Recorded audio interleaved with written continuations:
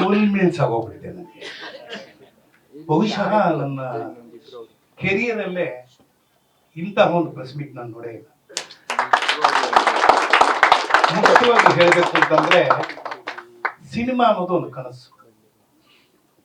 ಈ ಕನಸಿನ ಲೋಕದಲ್ಲೇ ನಾವು ಬೆಳೆಯೋದು ಪ್ರತಿಯೊಬ್ಬರು. We all dream cinema. ಅದು ಸಾಧಾರಣವಾಗಿ ಒಂದು ತರಕಾರಿ ಮಾರೋರು, ಹಣ್ಣು ಮಾರೋರು, auto rickshaw driver, bus driver, hotel ಮಾಣಿ, ಇವ್ರುಗಳೆಲ್ಲ ಆಸೆ ಪಡೋದೇನೆಂದ್ರೆ ಯಾವತ್ತಾದ್ರೂ ನಾನು ಹೀರೋ ಆಗ್ತೀನಿ. ಯಾಕೆಂದ್ರೆ ಸಿನಿಮಾ ಆ ಥರ ಎಲ್ಲವನ್ನು ತೋರಿಸುತ್ತೆ. ಆ ತೋರಿಸೋದೇನಂದ್ರೆ ವಿಜೃಂಭಣೆಯಿಂದ ನೋಡ್ತಾ ಇರ್ತೀವಿ. ಆ ಹೀರೋ ಡ್ಯಾನ್ಸ್ ಮಾಡ್ತಾನೆ, ಹೀರೋಯಿನ್ ಕುಣಿತಾಳೆ, ಹಾಡು ಹೇಳ್ತಾರೆ, ಅಲ್ಲೊಬ್ಬ ವಿಲನ್ ಬರ್ತಾನೆ, ಇಲ್ಲೊಬ್ಬ ಕಾಮಿಡಿಯನ್ ಬರ್ತಾನೆ, ಅಲ್ಲೊಂದು ತಾಯಿ ಇರ್ತಾರೆ, ಇಲ್ಲೊಂದು ತಂದೆ ಇರ್ತಾರೆ, ಒಂದು ಟೋಟಲ್ ಜಾಯಿಂಟ್ ಫ್ಯಾಮಿಲಿ ನೋಡ್ತೀವಿ. ಆ ಸಿನಿಮಾಗಳನ್ನ ನೋಡಿ ಬೆಳೆದವನು ನಾನು. ಬಹುಶಃ ನನಗೆ ನಮ್ಮಪ್ಪ ಬಿಸ್ನೆಸ್ ಮಾಡುವಾಗ ಒಳ್ಳೆ ಬಿಸ್ನೆಸ್ ಇತ್ತು. ನಮ್ದು ಟೈರ್ ಅಂಗಡಿ ಇತ್ತು. ದಿವಸಕ್ಕೆ 5,000 ರೂಪಾಯಿ 6,000 ರೂಪಾಯಿ ವ್ಯಾಪಾರ ನಡೆಯೋದು. ನಾನು ಹೇಳೋದು 1970 ಇವತ್ತು 5,000 ರೂಪಾಯಿ ಅಂತಂದ್ರೆ ಅವತ್ತಿನ 5,000 ರೂಪಾಯಿ ಇವತ್ತು ಏನಿಲ್ಲ ಅಂದ್ರೂ ಹೆಚ್ಚು ಕಡಿಮೆ 15 ಇಂದ 20 ಲಕ್ಷ ರೂಪಾಯಿ ಆಗುತ್ತೆ ಪರ್ ಡೇ ಕಲೆಕ್ಷನ್. ಆದ್ರೆ ನನ್ನ ಆಸೆ ಇದ್ದಿದ್ದು ಕಾಸೇ ಕೊಡದೆ ಇರೋ ರಂಗಭೂಮಿ ಹೋದೆ. ನನಗೆ ಇಲ್ಲ ಒಂದು ಮಾತು ಹೇಳ್ತೀನಿ. ಇದು ಯಾಕೆ ಹೇಳ್ತೀನಿ ಅಂದ್ರೆ, ನಾನು 8th ಸ್ಟ್ಯಾಂಡರ್ಡ್ 9th ಸ್ಟ್ಯಾಂಡರ್ಡ್ ಓದ್ತಾ ಇರ್ಬೇಕಾದ್ರೆ ನಮ್ದು ಸಾಧಾರಣ ಮಿಡಲ್ ಕ್ಲಾಸ್ ಫ್ಯಾಮಿಲಿ ನಮ್ದು. ಅಲ್ಲಿ ನಮ್ಮಪ್ಪನ ತುಂಬಾ ಆಸೆ, ನಮ್ಮ ಅಣ್ಣನ ಡಾಕ್ಟರ್ ಇಂಜಿನಿಯರ್ ಮಾಡಬೇಕು, ನನ್ನ ಡಾಕ್ಟರ್ ಮಾಡಬೇಕು. ನನ್ನ ತಂಗಿನೂ ಬಂದಿದ್ದಾಳೆ, ಅವಳು ಡಾಕ್ಟರೇಟ್ ಮಾಡಿದಾಳೆ, ಅವಳು ಆಲ್ರೆಡಿ ಅಗ್ರಿಕಲ್ಚರ್ ಕಾಲೇಜಲ್ಲಿ. ನನ್ನ ಜನ 3 ಜನ ತಂಗಿದ್ರು, ಅವರೆಲ್ಲ ಡಬಲ್ ಗ್ರಾಜುಯೇಟ್ಸು. ನಮ್ಮಣ್ಣ ಇಂಜಿನಿಯರು, ನಾನು ಆಕ್ಟರ್. ಯಾಕೆ ಹೇಳ್ತೀನಿ ಅಂದ್ರೆ, ಆವತ್ತು ನಾನು ಹೇಳಿದೆ, ಅಪ್ಪ ಅಲ್ಲಿ ಇದು ಬಂದಿದೆ, ನಾವು ಯಾವ್ದಾದ್ರು ಒಂದು ಆರಿಸ್ಕೋಬೇಕು, ಒಂದು ಟೈಲರಿಂಗು ಇಲ್ಲ ಡ್ರಾಮೆಟಿಕ್ಸು. ಹೌದಾ, ಟೈಲರಿಂಗು ಅದಕ್ಕೆ 20 ರೂಪಾಯಿ ಬೇಕಂತೆ. ಯಾಕೆ 20 ರೂಪಾಯಿ? ಅದೇ ಸೂಜಿ ದಾರ ಕತ್ರಿ ಅದೆಲ್ಲ ತಗೋಬೇಕು ಅಂತ. ಇನ್ನೊಂದು ಡ್ರಾಮೆಟಿಕ್ಸ್, ಅದಕ್ಕೆ ಏನಿಲ್ಲ ಅಂತ, ಹೋಗಿ ಅರ್ಸಕ್ಕೆ ಹೋಗೋದು. ಇದು ನೋಡಿ ಯಾವತ್ತು ನಾವೆಲ್ಲ ಮಾಡೋದೇನು ಅಂದ್ರೆ, ಅವತ್ತು ಒಂದು ಕಾಲದಲ್ಲಿ ಸಿನಿಮಾ, ಕನ್ನಡ ಸಿನಿಮಾ ಯಾರ್ಯಾರು ಮಹಾನುಭಾವರಪ್ಪ ಎಲ್ಲ ರಾತ್ರಿ ಹೊತ್ತು ಕೆಲಸ ಮಾಡ್ಕೊಂಡು ಚಿತ್ರಾನ್ನ ತಿನ್ಕೊಂಡು 1/2 ಕಾಫಿ ಕುಡ್ಕೊಂಡು ಬೆಳೆಸಿದ ಅಂತ ಧೀಮಂತ ಶಕ್ತಿಗಳು, ಅವ್ರನ್ನೆಲ್ಲ ನೆನ್ಸ್ಕೊತೀನಿ ಇವತ್ತು. ಈ ಒಂದು ಹೊತ್ತಿನಲ್ಲಿ ಅವರೆಲ್ಲ ನಮಗೆಲ್ಲ ಮಾಡಿಕೊಟ್ಟಿದ್ದಾರೆ. ಅವರೆಲ್ಲ ಮಾಡಿಕೊಟ್ಟಿದ್ದನ್ನ ನೋಡಿ ಕಲ್ತು ಬಂದು ಇವತ್ತು ನನ್ನ 250ನೇ ಸಿನಿಮಾ ನಡೀತಿದೆ. ಮುಖ್ಯವಾಗಿ ವಿಷಯಕ್ಕೆ ಬಂದ್ಬಿಡ್ತೀನಿ. ಈ ಚಾರ್ಜ್ ಶೀಟ್ ಅನ್ನೋದು ನನ್ನ ಒಂಥರ ರೋಮಾಂಚನ ಮಾಡ್ಬಿಡ್ತು. ಇದಕ್ಕೆ ಮುಖ್ಯ ಹೀರೋನೇ ಯಾರಪ್ಪ ಅಂದ್ರೆ ಎಸ್ ಕೆ ಉಮೇಶ್. ಅವರೇ ಹೀರೋ ಪಿಕ್ಚರ್. ಈ ಸಿನಿಮಾ ಕತೆ ಎಲ್ಲ ಇದು. ಅವರು ನಮ್ಮ JP ನಗರದಲ್ಲಿ ಇದ್ದಾಗ ವೆರಿ ಸ್ಟ್ರಿಕ್ಟ್ ಆಫೀಸರ್. ನಮ್ಮ ಮನೆಗೆ ಬಂದರು. ಮನೆಗೆ ಬಂದ್ಬಿಟ್ಟು, ಏನು ಹೆಂಗಿದೆ ಎಲ್ಲ ಓಕೆನಾ, ಅಕ್ಕಪಕ್ಕ ಏನು ತೊಂದರೆ ಇಲ್ವಾ ಅಂದರು. ಸರ್ ನೀವಿದಿರಲ್ಲ ಸರ್, ಏನು ತೊಂದರೆ ಇಲ್ಲ. ಆಮೇಲೆ ಒಂದು ಗ್ಯಾಜೆಟ್ ಕೊಟ್ಟರು, ಮನೆಗೆ ಹಾಕಿದ್ರು.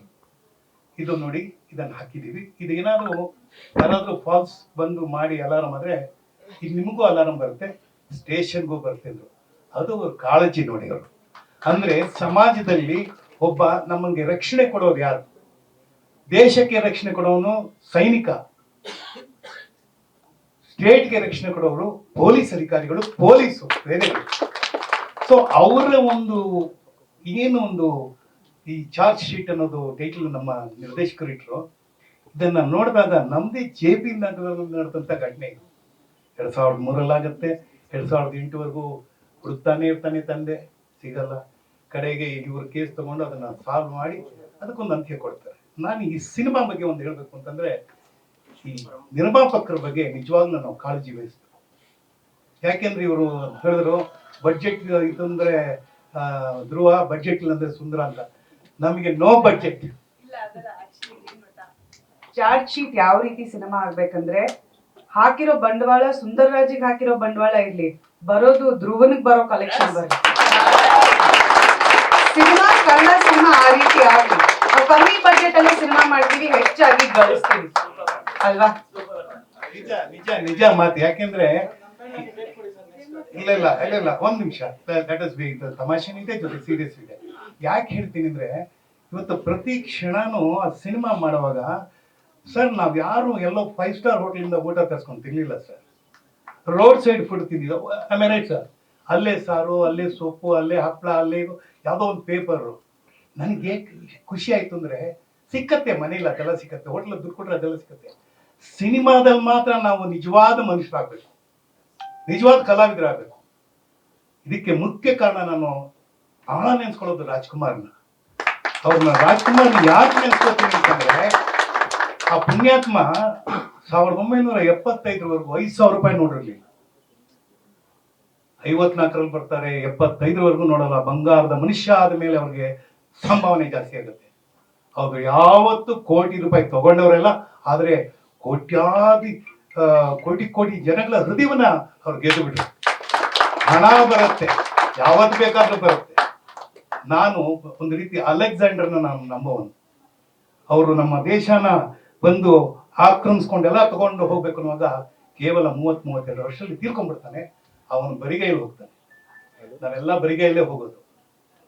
ಹಾಗಾಗಿ ಈ ಸಿನಿಮಾ ಅವ್ರ ಬಡ್ಜೆಟ್ ಅಂತ ಕೇಳಲೇ ಇಲ್ಲ, ನಾವು ಮಾಡಿದ್ವಿ ಅಷ್ಟೇ. ಮಾಡಿ ಆ ಸಿನಿಮಾನ ಅಚ್ಚುಕಟ್ಟಾಕ ನನ್ಗೆ ನಿಜವಾಗ್ಲೂ ಖುಷಿ ಕೊಡೋದು. ನನ್ನ ಪಾತ್ರ ನೀವು ಹೇಳಿದ್ರೆ ಯಾವಾಗ್ಲೂ ನಮ್ಗೆ ಅನ್ಸತ್ತೆ.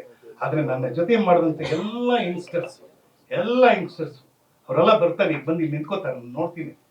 ಪ್ರತಿಯೊಬ್ಬರ ಕಣ್ಣಲ್ಲಿ ಒಂದು ಕನಸಿತ್ತು.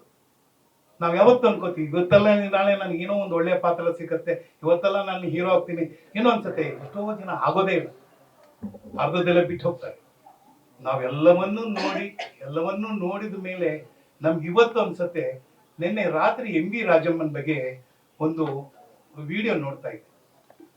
ಆ ಯಮ್ಮ ಎಲ್ಲವನ್ನ ಮಾಡಿ ಅವ್ರ ಮಕ್ಕಳಿಗೆ ಹೇಳ್ತಾರೆ, ಸಾಕು ಮಗನಿಗೆ ಹೇಳ್ತಾರೆ, ನೀನ್ ಯಾವತ್ತೂ ಯಾರ ಮುಂದೆ ಕೈ ಚಾಚಬೇಡಪ್ಪ. ನಾವು ಸಿನಿಮಾ ರಂಗದಲ್ಲಿ ಬಂದು ಮರ್ಯಾದೆ ಉಳಿಸ್ಕೋಬೇಕು.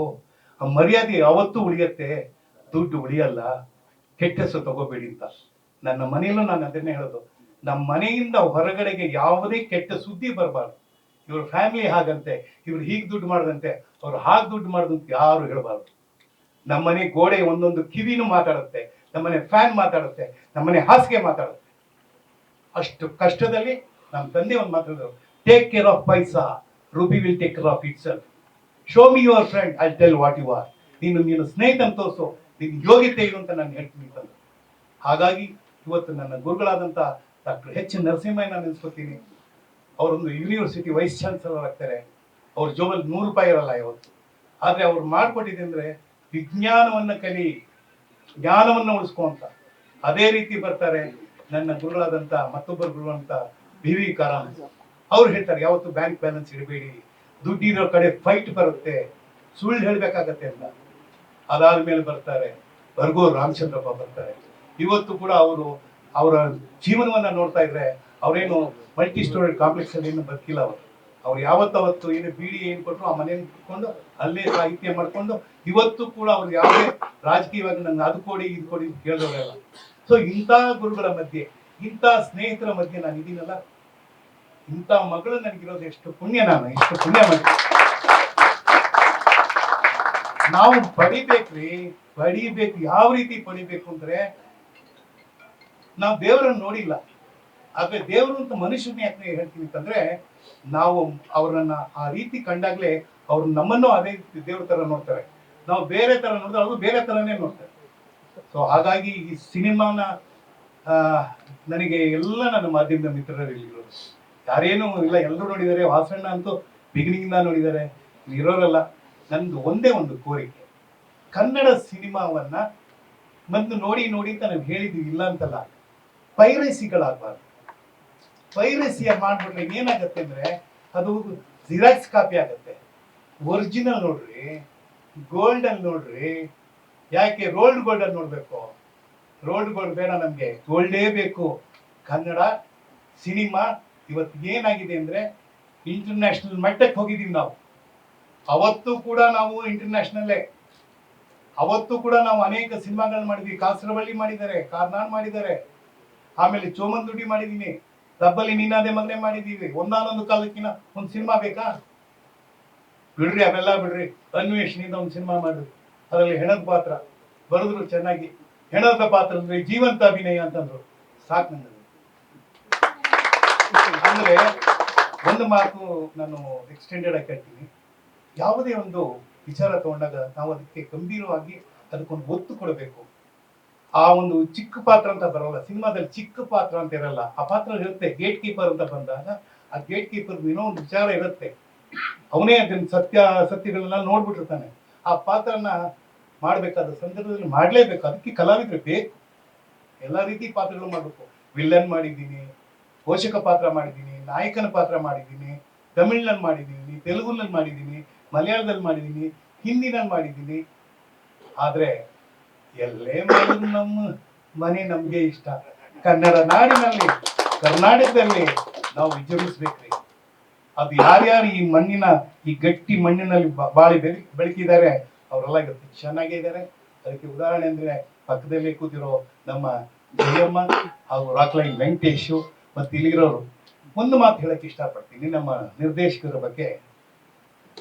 ಅವ್ರ ತಂದೆ ಸಿ.ವಿ. ಶಿವಶಂಕರ್ ಅಂತ ಮೊದಲನೇ ಕನ್ನಡ ಸಿನಿಮಾ ಮಾಡ್ತಾರೆ. ಎಲ್ರಿಗೂ ಒಂದು ಟೈಟ್ಲ್ ಇರ್ತಾರಪ್ಪ. ನಾವೆಲ್ಲ ಆಸೆ ಪಡೋದು ಅಂದ್ರೆ ಮನೆ ಕಟ್ಟಿ ನೋಡು, ಮದುವೆ ಮಾಡಿ ನೋಡು, ಇಷ್ಟೇ. ಅವರು ಮನೆ ಕಟ್ಟಿ ನೋಡು ಅಂತ ಒಂದು ಸಿನಿಮಾ ಮಾಡಿದ್ರು 1962 ಅವಾಗ ನಾನು ಜಯನಗರದಲ್ಲಿದೆ. ನಾನು ನೋಡಿದ ಮೊದಲನೇ ಕನ್ನಡದ ಸಿನಿಮಾದ ಚಿತ್ರೀಕರಣ. ಅವರು ಕೊನೆಯವರೆಗೂ ನನಗೆ ಒಂದು ಗುರುಸ್ಥಾನದಲ್ಲೇ ಇದ್ರು. ಒಳ್ಳೊಳ್ಳೆ ವಿಚಾರಗಳನ್ನ ಹೇಳಿದ್ರು. ಅವರು ಇಲ್ಲ ಇವತ್ತು ಕೂಡ ಬೆಂಗಳೂರು ಬಗ್ಗೆ ಅವರ ಹಾಡುಗಳಲ್ಲಿ ಬಹಳ ಒಳ್ಳೆ ವಿವರಣೆಗಳು ಬರುತ್ತೆ. ಬೆಂಗಳೂರು ಬಗ್ಗೆ ಬರುತ್ತೆ, ಜಯನಗರದ ಬಗ್ಗೆ ಅದ್ರ ಬಗ್ಗೆ ಬರ್ತಿದ್ದಾರೆ. ಸೊ ಹೀಗಾಗಿ ಅಂತಹ ಒಬ್ಬ ನಿರ್ದೇಶಕ ಅಂದ್ರೆ ಅಂತಹ ನಿರ್ದೇಶಕನ ಅವರ ಕುಡಿಯಾಗಿ ಬಂದಿರುವ ನಮ್ಮ ಈ ವೆಂಕಟ್ ಭಾರದ್ವಾಜ್ ನಾನು ಕಂಡಿಡ್ದಿದ್ದೆಲ್ಲಪ್ಪ ಅಂದ್ರೆ ಏರ್ಪೋರ್ಟ್ ಅಲ್ಲಿ ಇವರು ಬಂದ್ರು. ಸರ್ ನಮಸ್ಕಾರ ಸರ್ ಅಂತಂದ್ರು. ಯಾರು ನೀವು ಅಂದೆ.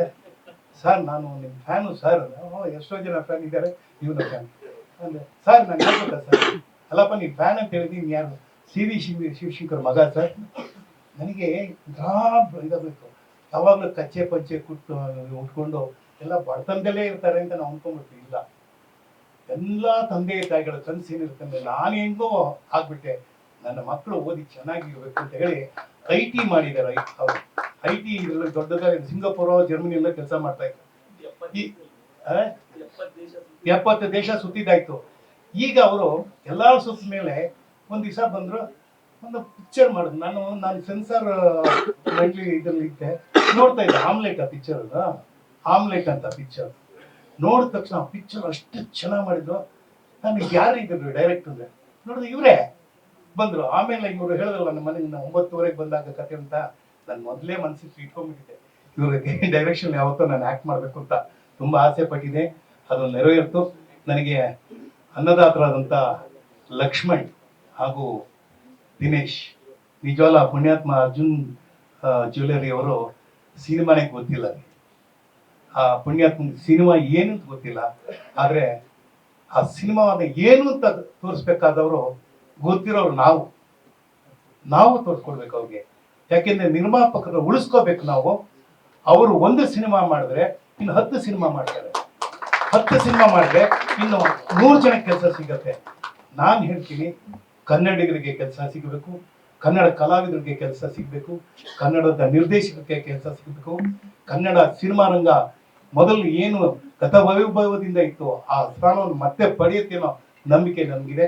ಸೊ ಈ ಒಂದು ಎಲ್ಲ ಮಾತುಗಳನ್ನ ಆಡಿ ನನಗೆ ಈ ಮಾತನ್ನ ಆಡೋದಕ್ಕೆ ಅವಕಾಶ ಮಾಡಿಕೊಟ್ಟಿದ್ದೀರಾ.